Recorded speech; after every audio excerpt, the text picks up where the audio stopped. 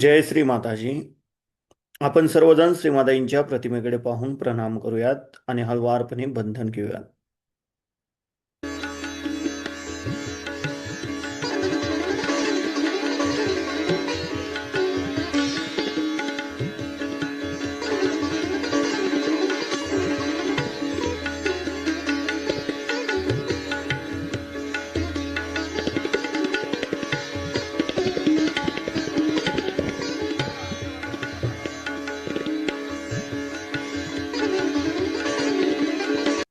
परमपूज्य श्री माताजी, आपण साक्षात श्री आदिशक्ती आहात. आपल्या परमकृपेत आपल्या निर्मल चरणी ध्यान करण्याची अनुमती आम्हा सर्वांना प्रदान करा. आता आपण हळवारपणे डोळे मिटूयात आणि आपला उजवा हात जमिनीवर ठेवूयात. आपलं संपूर्ण अटेन्शन आपण आपल्या डाव्या हाताच्या तळव्यापासून सहस्रार आणि सहस्रारापासून उजव्या हाताच्या तळव्याद्वारे धरणी मातेकडे 7 वेळा नेऊयात.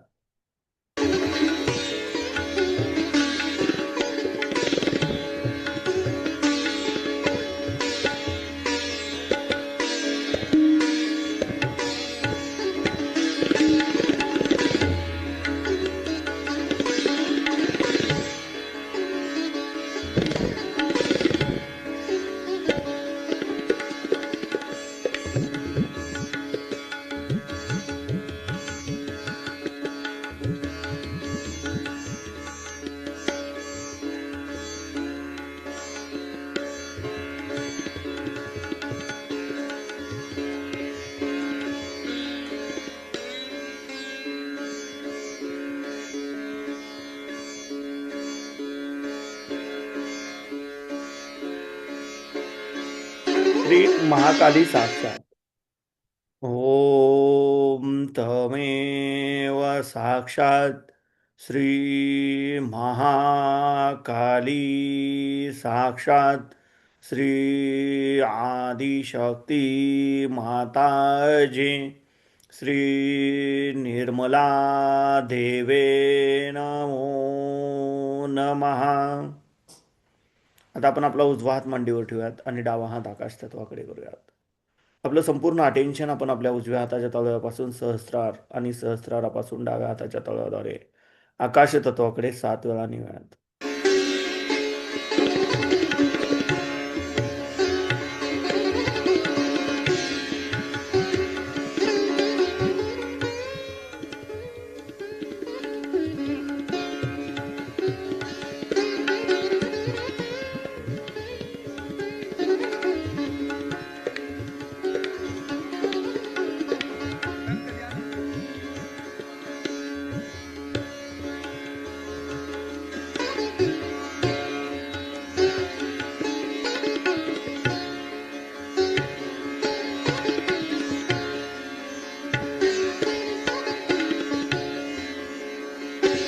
श्री हनुमानजी साक्षात.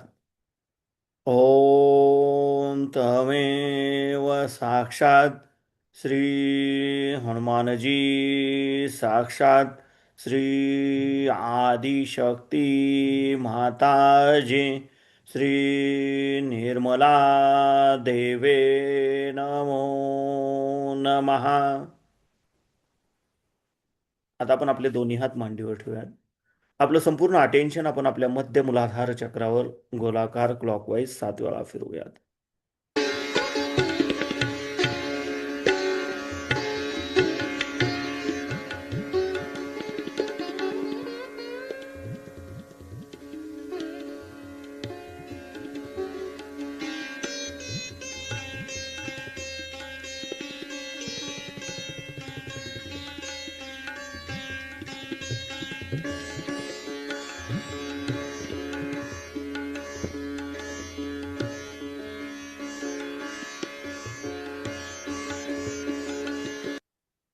परमपूज्य श्री माताजी, आपणच साक्षात श्री निर्मल गणेश आहात. आपणच साक्षात श्री कार्तिकेय आहात. आपल्या परमकृपेत आमच्या मूलाधार चक्रावरील सर्व दोष, सर्व बाधा, आमच्यामध्ये श्री गणेश तत्व प्रस्थापित होण्याच्या आड येणाऱ्या सर्व बाधा कृपा करून हे या पृथ्वी तत्वामध्ये समर्पित करून घ्या. व आमच्यामध्ये श्री गणेश तत्व जागृत करा. आम्हाला श्री गणेशांसारखे अबोधित व पवित्र बनवा, जागृत बनवा. श्री निर्मल गणेश साक्षात. ओम तमेव साक्षात श्री निर्मल गणेश साक्षात श्री आदिशक्ती माताजी श्री निर्मला देवे नमो नमः. आता आपण आपला उजवा हात आपल्या ओटीपोटावर डाव्या बाजूला दाबून धरूया. परमपूज्य श्री माताजी, आपल्या परमकृपेत कृपा करून मला शुद्ध आणि निर्मल विद्या प्रदान करा. परमपूज्य श्री माताजी, आपल्या परमकृपेत कृपा करून आम्हाला शुद्ध आणि निर्मल विद्या प्रदान करा. कृपा करून आम्हाला शुद्ध व निर्मल विद्या द्या. तर आपण आपला उजवा हात आपल्या मध्य नाभी चक्रावर ठेवूयात. परमपूज्य श्री माताजी, आपल्या परमकृपेत कृपा करून आमच्यामध्ये लक्ष्मी तत्व प्रस्थापित करा. कृपा करून आमचे सर्व प्रकारचे आर्थिक प्रॉब्लेम्स दूर करा व आम्हाला समाधानी बनवा. श्री लक्ष्मी नारायण साक्षात. ओम तमेव साक्षात श्री लक्ष्मी नारायण साक्षात श्री आदिशक्ती माताजी श्री निर्मला देवे नमो नमः. आता आपण आपल्या उजव्या हातात हवा आपल्या नाभीच्या भोवताली आपल्या भवसागरावर गोलाकार क्लॉकवाईज 7 वेळा फिरूया.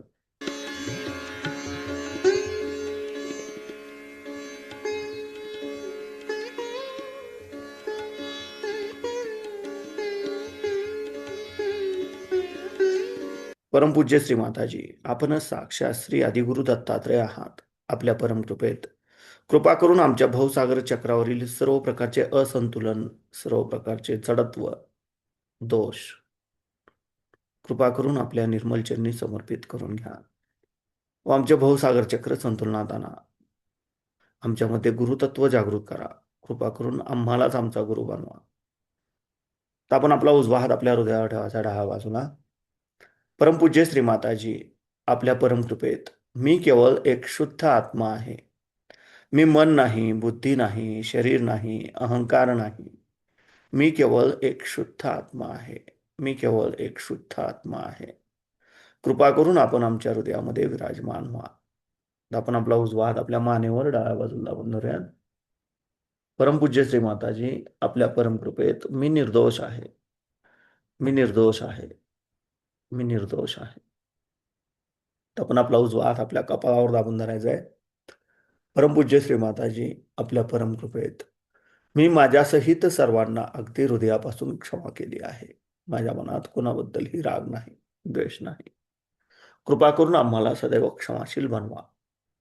श्री जीसस मेरी माता साक्षात. ओम तमेव साक्षात श्री जीसस मेरी माता साक्षात श्री आदिशक्ती माताजी श्री निर्मला देवे नमो नमः. आपण आपल्या उजव्या हातात आपल्या सहस्रारावर घट्ट दाबून जागच्या जागी गोलाकार क्लॉकवाईज 7 वेळा फिरवूया.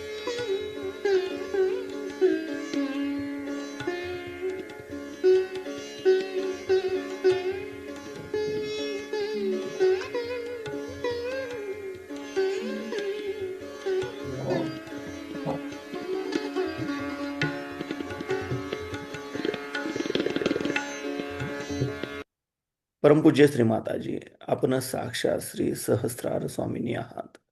आपणच साक्षात श्री आदिशक्ती आहात. आपल्या परमकृपेत कृपा करून आम्हाला निर्विचारिता प्रदान करा.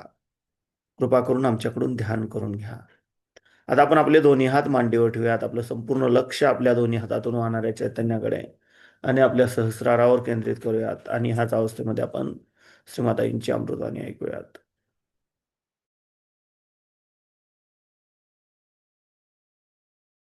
ऐसे देखते हैं जैसे कोई प्रतिबिंब सा होता है. आप देखते हैं मुझ में ये खराबी है, वो खराबी है, तो बेकार चीजें से फेंक देना चाहिए. समझ लीजिए अगर इस साड़ी में कहीं अगर दाग लगा है और हमें दिखाई नहीं देता तो हम मानेंगे ही नहीं, पर जैसे ही हमें दिखाई देगा हम चाहेंगे कि इसे साफ करना है। इसी प्रकार ये जो देखना मात्र है, इसकी व्यवस्था होनी चाहिए। सहयोग में एक स्थिति जिसे हम कहते हैं साक्षी स्वरूपत्व प्राप्त होता है। साक्षी स्वरूपत्व में ये बात है कि आप किसी चीज की ओर देखते मात्र, उसके बारे में सोचते नहीं। कोई भी आपके अंदर उसकी रिएक्शन, प्रतिक्रिया नहीं आनी चाहिए।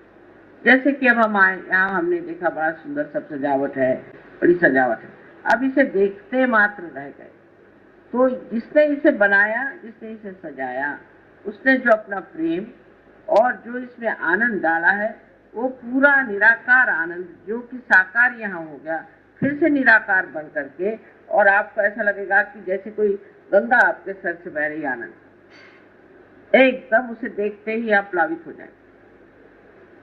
तो निरंजन देखना, निरंजन देखना माने ये कि किसी चीज की ओर देख करके उससे कोई सी भी प्रतिक्रिया न होना, बगैर किसी प्रतिक्रिया के उसे देखना मात्र, ये सबसे बड़ी आनंददायी चेष्टा है। इससे बढ़ के और कोई आनंददायी चेष्टा नहीं कि आप में कोई भी उसके प्रति लालसा नहीं हो। अच्छा, जैसे समझ लीजिए अब एक यहाँ कारपेट बिछा है, बहुत अच्छा बिछा है, और हमारे इसके प्रति एक हम कोई क्रिया करें, तो हम ये सोच सकते हैं कि भाई ये अगर मेरा है तो चिंता हो जाए कि कहीं जल न जाए, ये न हो, वो न हो। अच्छा, मेरा नहीं नसीब, क्योंकि उससे आधी तो आपकी परेशानी दूर हो जाएगी कि मेरा तो है नहीं, जिसका होगा वो देखे। अच्छा, अब अगर दूसरे का है तो उसको देखने पर भी आपको लगेगा कि कितने का होगा, कितने का खरीद होगा, इनके पास कहाँ से इतना पैसा आया, ये हुआ वो हुआ, ऐसी बातें भी आ सकती। और उससे आगे ऐसी भी बातें आ सकती कि अगर मैं लेना चाहूँ तो कहाँ से लूंगा, तो विचार ही आते रहेंगे। तो विचार पहाड़ के जैसे बीच में आ जाए तो इसका जो आनंद था, इसने बनाया, उसका आनंद तो आपको मिला ही। इसलिए निर्विचारिता में आने पे, जैसे कि कोई सरोवर एकदम शांत, उसमें एक भी लहर न हो, कोई लहर न हो, कोई तरंग न हो, ऐसे शांत अपना मन हो जाए, और उस शांत मन में, उस सरोवर में जितना उसके चारों तरफ बना हुआ निसर्ग, सुंदर निसर्ग है, जो कुछ भी सुंदरता है वो सारी उसमें पूरी की तरह जाग, पूरी की पूरी झांके, उसमें पूरी की पूरी प्रतिबिंबित हो और दिखाई दे, ऐसा ही आपका मन हो जाता है। और जैसे ये आपका मन हो जाए, आप आश्चर्य हो जाए, आपको लगेगा कि मैंने कभी ये देखा ही नहीं, हर वस्तु में इतना आनंद है, मैंने कभी देखा ही नहीं, किसी मनुष्य में इतना आनंद है, ये मैंने कभी देखा ही नहीं और जाना ही नहीं। कलकत्ते की बात है, जब मैं अमेरिका जा रही थी पहली मरतबा, तो हम एक होटल में ठहरे थे। वहां पर एक महाशय आए मुझसे मिले, और वो मेरे पैर पे गिर पड़े। उनके अंदर एकदम जागृति हो गई, और बहुत जोरों में जागृति। तो जो लोग हमारे साथ आए थे दूसरे कमरे में थे, वो सब दौड़े दौड़े चले। मैंने कहा क्या हुआ? कहले पता नहीं, इतने जोर की चैतन्य की लहरियां आई कि हमने कहा पता नहीं माँ के कमरे में क्या हो रहा है। और कुछ नहीं, एक बड़ा महानुभाव ही कहना चाहिए, एक बड़ा परमात्मा को खोजने वाला साधक मेरे चरणों में था, और कोई बात नहीं थी, पर उसके जो कुछ भी क्रिया हुई अंदर, जो कुछ भी उसके साथ घटित हुआ, वो इन सब को एकदम हलचल सी लगी। इतने चैतन्य की लहरियां क्यों आई, जैसे कोई पूजा हो रही। तो ये मानस पूजा ही थी। तो वो लोग आए, आते साथ उन्होंने देखा, बड़े खुश हुए, सबको गले से लगा लिया। उस आदमी को जानते नहीं, उसका नाम जानते नहीं, वो कौन है, कौन से गांव से आया है, इसलिए आया, किस कुछ जानते, एकदम गले से लगा लिया। सब बड़ तो आह्लादित हो गए, माने जैसे कि इतने ही गुलाब के फूलों की वर्षा इन पे हो गई। और मैं देखती रह गई, तो ये भी नहीं पूछा तुम कौन हो, क्या हो, कैसे आ गए। इस प्रकार आपकी स्थिति हो जाएगी कि आप जब दूसरे सहयोगियों से मिलेंगे तो आपको बड़ा एक ऐसा अनुभव होगा जैसा कि कोई मैं मुझसे ही मिल रहा। इस पर एक नामदेव की बात बताऊंगी आपको। नामदेव एक कवि थे और एक बड़े भारी साधक, और कहना चाहिए कि आत्म साक्षात्कार में बहुत ऊंचे उठे हुए एक संत थे। उन्होंने, वो एक दर्जी थे, और एक दूसरे संत थे, उनका नाम था गोरा कुमार, जो कि कुमार का काम करते। तो ये एक दर्जी थे, वे कुमार थे। तो ये मिलने गए कुम्हार को। तो कुम्हार साहब मिट्टी अपनी लेकर के उसको पैर से रौंद रहे थे कि उनको कुछ तैयार करना होगा, कोई सामान, उसकी मेहनत हो रही थी। उसके सामने जाते ही एकदम हठात ऐसे खड़े हो गए और देखने लगे। तो गोरा कुम्हार ने कहा, क्या देख रहे हो? पहले मराठी में है कविता, लेकिन कविता का अर्थ यह है कि मैं तो यहाँ निर्गुण देखने आया था, चैतन्य देखने आया था। वो तो सारा निर्गुण साकार हो, सारा निर्गुण साकार हो गया। इस तरह की समझ और इस तरह की सूझबूझ एक संत को ही दूसरे संत के लिए हो सकता। आज तक तो मनुष्य द्वेष, ईर्ष्या इसी में रहता है, लेकिन जब सहयोगी हो जाता है तो उसको दूसरा सहयोगी ऐसा लगता है कि मैंने जो निर्गुण को जानना था वो ये सगुण में खड़ा हुआ, ये निर्गुण है। कितनी ऊंची पदवी उन्होंने गोरा कुमार को दी और वो पहली मर्तबा उनको मिले। इस प्रकार आपसी प्रेम जो है ये बड़ा सूक्ष्म, बड़ा गहन और बड़ा आनंददायी हो जाता है। कहीं कोई सहयोगी मिल जाए तो दिल बाग बाग हो जाता है, वाह ये तो सहयोगी है। इसी प्रकार एक और किस्सा है जहाँ की एक सहयोगिनी थी और वो कहीं पर गई थी बहुत दूर सिसिली में, और वो असल में रहने वाली थी स्विट्जरलैंड की, और वहाँ दूसरी सहयोगिनी गई थी एक इटली की। वहाँ बैठे बैठे उनमें एक आकर्षण सा हो गया, तो वो दूसरी उठ के आई। तो उसने कहा कि क्या आप आत्म साक्षात्कारी हैं? एकदम से पूछा, कोई किसी से पूछता नहीं। तो उसने कहा कि हाँ। क्या आपको श्री माता जी ने आत्म साक्षात्कार दिया? कहने हाँ, और मुझे भी। और दोनों खूब गले मिले और खूब रोना हुआ आपस में, और कहने देखो मैंने कितनी दूर से तुम पहचाना। कहने मैंने भी तुम्हें पहचाना था। कहने कैसे पहचाना? कहने पता नहीं क्या अंदर से ही एकदम लगा कि तुम आत्म साक्षात्कारी हो और तुम सहयोगिनी हो, और मैं एकदम से तुम्हारे ओर देख रही थी और तुम खुद ही उठ के चली आई, और इस तरह से। और फिर उन दोनों को कुछ समस्या थी, क्योंकि दोनों अकेली उस जगह में थी, वो सारी समस्याएं ठीक हो गई। इसलिए ये जान लेना चाहिए कि हम एक बड़े ही सूक्ष्म और बड़े मजबूत धागे से बंधे हुए लोग हैं, और आपसी प्रेम इससे बढ़ के और आनंद की कोई चीज है नहीं। अब बहुत से लोगों में ये भी बात होती है कि मेरा लड़का, मेरी बहन, मेरा भाई, मेरा घर, ये जो ममत्व है ये भी काटता है। इस ममत्व को बिल्कुल ही कम कर देना चाहिए, बिल्कुल कम कर देना चाहिए, धीरे धीरे इसको कम करना चाहिए। तो आपको आश्चर्य होगा कि इसके छूटते ही आप में बहुत ही ज्यादा आनंद आ जाए। ये भावना ही टूट जाएगी कि मेरा कोई है। मेरे की भावना जो है ये अपने को आत्मा से दूर करता है। इस प्रकार मैं बताऊं, जैसे कि मैं कहूँ ये मेरी आंख, ये मेरा हाथ, ये मेरे पैर, ये मेरा है, पर मैं कौन? मैं तो आत्मा हूं, और मैं का तो कुछ है ही नहीं। मैं जो है वो अपना अलग खड़ा हुआ है। ऐसा तो हम नहीं कहते कि ये मेरा आत्मा है। तो ऐसा जब कोई कहे कि मेरा आत्मा है तो समझ लेना चाहिए कि वो सहयोगी नहीं। आत्मा अपनी जगह अकेला अछूता खड़ा हुआ है, इसका मेरा कोई नहीं, इसका तो सिर्फ परमेश्वर से ही रिश्ता है, और आपसे भी जो रिश्ता है वो भी इस तरह से, जैसे कि एक पेड़ के अंदर बहती हुई उसके अंदर बहता हुआ रस, पेड़ के अंदर बहता हुआ रस हर जगह जाता है, हर जगह उस रस से प्लावित करता है, पत्तियों को देगा, पेड़ को देगा, और ऊपर जाकर के फिर उसकी जो शाखाएं हैं उन्हें देगा। उसके बाद वो फूलों को भी और फलों को भी रस देकर वापस लौटाता है। सबको रस देता है, लेकिन किसी में चिपकता नहीं। जहां वो कहीं चिपक जाए, समझ लीजिए कि उसको ऐसी इच्छा हो कि चलो ये फूल बहुत अच्छा है और ये मेरा है, इसमें मैं चिपक जाऊं, वहीं का रह गया, तो वो पेड़ तो मर ही जाएगा और वो फूल भी मर जाएगा। ये प्रेम की हत्या है, और इसलिए मेरेपन से एकदम छुट्टी लेनी चाहिए। जैसे ये छुट्टी आपको मिलेगी, आप बड़ा आश्चर्य में हो जाएंगे कि आप जो एक बिंदु मात्र थे, एक बूंद मात्र थे, वो सागर हो गए। क्योंकि ये आपकी परिधि है, ये आपको बांध लेती है, ये आपकी मर्यादाएं हैं, ये सारी टूट करके आप अमर्याद हो जाते हैं। और इसी अमर्यादिता में जो आनंद है, क्योंकि फिर आप समुद्र के साथ उठते हैं और गिरते हैं और डोलते हैं, मजे में रहते हैं। फिर आपको ये फिक्र नहीं कि आगे क्या होगा, पीछे क्या होगा, हो गया। यही रहता है कि इस वक्त तो मजे में है और वही वक्त सबसे बड़ा है। इसी तरह से मनुष्य वर्तमान में आ सकता है। मैं का छूटना बहुत जरूरी है, मेरा छूटना बहुत जरूरी है, इस ममत्व को छोड़ना बहुत जरूरी है। और जब ये ममत्व छूट जाता है तब एक बड़ा आंदोलन आपके अंदर हो जाता है, और उस आंदोलन से ही आप अत्यंत शक्तिशाली हो जाते हैं, अत्यंत शक्तिशाली हो जाते हैं।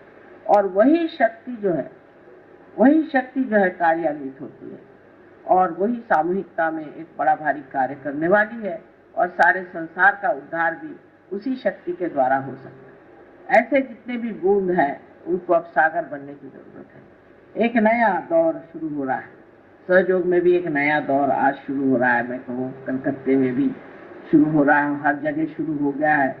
वो ये दौर है कि अब हम एक बड़े ही आंदोलन में आ गए, जहां हमें अपने प्रश्न नहीं रह गए। अब हमारे लिए हमारे अपने प्रश्न नहीं रह गए, पर सबके प्रश्न हमारे प्रश्न हो गए, सारे संसार के प्रश्न हमारे हो गए। और इसके लिए एक प्रगल्भता चाहिए, एक बड़प्पन चाहिए, एक ऊंचाई चाहिए, जिससे कि आप सारे प्रश्नों को ठीक से देख सकें और उसका हल दे सकें। अब इसकी जिम्मेदारी सब आप लोगों पर है, आप लोगों पर है। ये समझ लीजिए कि सारे सहयोगियों की जिम्मेदारी बहुत ज्यादा है। यही नहीं कि आप खुद सहयोग से लाभ उठाएं, उसका फायदा उठाएं, उसमें रजें, उसमें मजाक करें, ये सिर्फ नहीं। इसमें ये है कि ये ही सब कुछ है, ये सबके घर घर में पहुंचना है और सबको ये आनंद देना है। और अगर ये कार्य करते वक्त आप लोगों ने किसी तरह से कमजोरी दिखाई या किसी तरह से ढिलाई की, तो आप इसके लिए जिम्मेदार हो जाएंगे और ये बात बहुत गलत हो जाएगी। इसलिए सहयोग में पनपे हुए लोगों को चाहिए वृक्ष की तरह खड़े हो जाए। और मुझे आशा है कि अगले साल तक बहुत बड़ा कार्य यहाँ कलकत्ते में होने वाला है। मुझे सारे हिंदुस्तान में कलकत्ते से सबसे ज्यादा आशा है। यो तो मैं बता नहीं सकती आज, लेकिन एक दिन जरूर बताऊंगी कि इसलिए मैं इस कलकत्ते को बहुत बड़ी भारी चीज समझती हूँ, और ये जानती हूँ कि इसी कलकत्ते में सारे हिंदुस्तान का मर्म फंसा हुआ है। इसलिए जरूरी है कि आप लोग खड़े हो जाएं और इस कलकत्ते की जो पार्श्वभूमि उसे समझते हुए आप आगे हो बढ़े और अपनी प्रगति करें, औरों की प्रगति करें, और एक अपने व्यक्तित्व को विशाल बनाए। जब भी आपके अंदर विचार है कि मेरा बेटा ऐसा है, मेरी बेटी ऐसी है, मेरा घर ऐसा है, कोई भी मेरा विचार है, उसको कहना तुम दूर रहो, अब मेरे व्यक्तित्व में बैठती है। मेरा व्यक्तित्व बहुत बड़ा है और इस व्यक्तित्व में ये सब चीजें बैठती नहीं, इसको छोड़ो, इसमें कुछ रखा है। और तभी आप विशाल हो जाएंगे। और ऐसे विशाल लोगों की इस नए आंदोलन में जरूरत है और इसकी तैयारियां पूरी होनी चाहिए। आशा है ये साल आप सबको बड़ा मुबारक हो और एक विशेष साल है ये। और इस साल में मैं चाहती हूँ कि इस कलकत्ते में ही बहुत से लोग सहयोग में आएंगे, उनको संभालिए, वो संभाल करके प्यार से, आदर से, समझा करके। कभी कभी आक्रामक होते हैं, कभी कभी गलत बातें भी कहते हैं। एक तो यहाँ हर एक आदमी दीक्षित है, ये बड़ा प्रश्न है कि सब दीक्षित है, किसी न किसी जाल में फंसे। रशिया में सबसे अच्छी बात ये थी कि ना उनको धर्म, ना उनको कोई गुरु, ना उनके कोई दीक्षित, नहीं कुछ नहीं, सब एकदम जिसको कहते हैं कि क्लीन प्लेट होती है, उस तरह के लोग थे। तो बहुत आसान था सबको पार करा। यहाँ तो ये कि मैं इस धर्म का हूँ, मैं उस धर्म का हूँ, मैं इस गुरु का हूँ, मैं उस गुरु का हूँ। आप अपने नहीं हैं, और इसलिए बहुत समझा बुझा के बात करनी चाहिए। फिर यहाँ और भी बीमारियां बहुत सारी, दर्शन, गुरु के दर्शन करने जाना। गुरु दर्शन की बात तो मेरे समझ में नहीं आती है। गुरु का काम दर्शन देना नहीं, उसके लिए तो अवतरण वगैरह है, अपनी मंदिरों में जाके दर्शन करें। गुरु का काम है बोध करना, लोगों में जागृति करना। जब तक वो कोई ज्ञान ही नहीं देते तो वो गुरु कैसे बने? गुरु का मतलब है ज्ञान देने वाले। जो ज्ञान नहीं देते, ऐसे कि दर्शन, उसने मुझे दीक्षित कर दिया, उसने मुझे दीक्षित कर दिया। यहाँ तो सभी दीक्षित लोग हैं और कोई ज्ञान नहीं दिया। ज्ञान माने आपके नसों में आप जाने कि ये चैतन्य क्या, ये जब तक नहीं दिया तब तक इस उस चीज में फंस जाना भी एक तरह से अपने को नष्ट करना। आप लोग सब बहुत बड़े साधक थे और आपने प्राप्त कर दिया, और इसी प्रकार अनेक लोगों को भी आप इसका वरदान दें और उनको सुखी करें। हमारे अंदर जो कुछ भी त्रुटियां हैं वो हमारी अपनी है, वैयक्तिक भी है, व्यष्टि में भी, समष्टि में भी है, सामूहिक में भी सबकी कुछ कमियां हैं। उन सब कमियों को देखना चाहिए। और बड़ा आश्चर्य मुझे होता है कि सहयोग में आने के बाद अगर कोई ईसाई होगा तो ईसाई धर्म के सब बताएगा क्या क्या गड़बड़ है ईसाई धर्म में, बहुत हंसेगा। अरे भाई, इस ईसाई धर्म में तो हमने ये किया, हमने वो किया, इतने धंधे किए, कुछ फायदा नहीं, इतना रुपया दिया पोप को, इतना ये किया, कुछ हमको फायदा नहीं हुआ। और ऐसे ही सब पागल चले जा रहे हैं ईसाई धर्म के पीछे। फिर अगर आप मुसलमान से पूछिए तो वो भी बताया। कल ही एक मुसलमान साहब थे, ईरान से आए थे, तो वो बता रहा था तमाशे सारे कि मुसलमानों ने क्या क्या तमाशे करे हुए हैं और कितनी आफतें करी हैं, इसका कोई फायदा नहीं, हज पे गए, ये किया वो किया, सब कमर्शलाइज्ड है। फिर आप किसी हिंदू से पूछिए तो वो भी यही बताएगा कि अरे मंदिरों में गए, कहीं हिमालय में गए, कहाँ कहाँ घूमे, इतना फिरे, कुछ नहीं मिला। ऐसे जैनियों से पूछे तो वो बताएंगे, हर एक आदमी से पूछे तो बताएगा कि भाई इतने चक्कर काटे किसी काम के। तो ये क्या मतलब है माँ? तो ये है कि ये मनुष्य ने बनाए हुए धर्म है। जो बड़े बड़े हो गए लोग जिन्होंने ये धर्म बनाए थे वो नहीं रहे। अब आप लोगों को जो धर्म बनाना है वो असलियत का धर्म है, उसमें नकलियत बिल्कुल नहीं होनी चाहिए।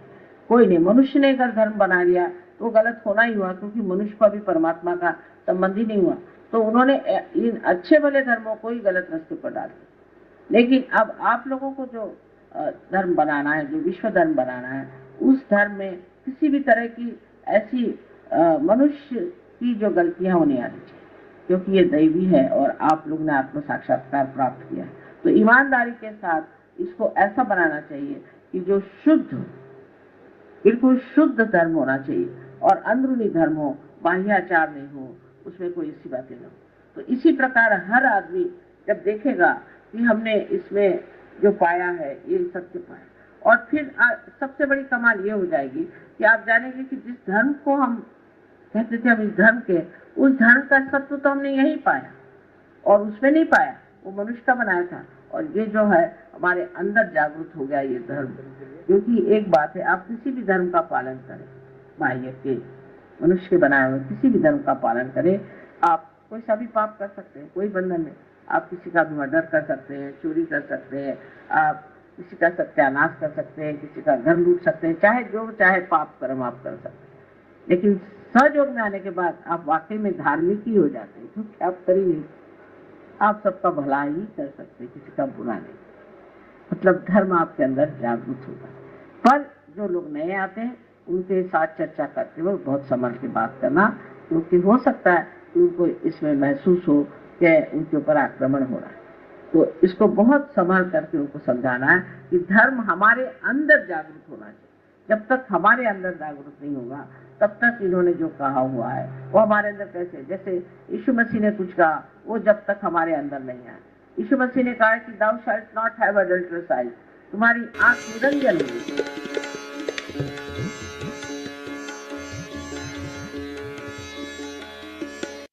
आपण हळुवारपणे डोळे उघडूयात, श्रीमाताईंच्या प्रतिमेकडे पाहून प्रणाम करूयात आणि बंधन घेऊयात.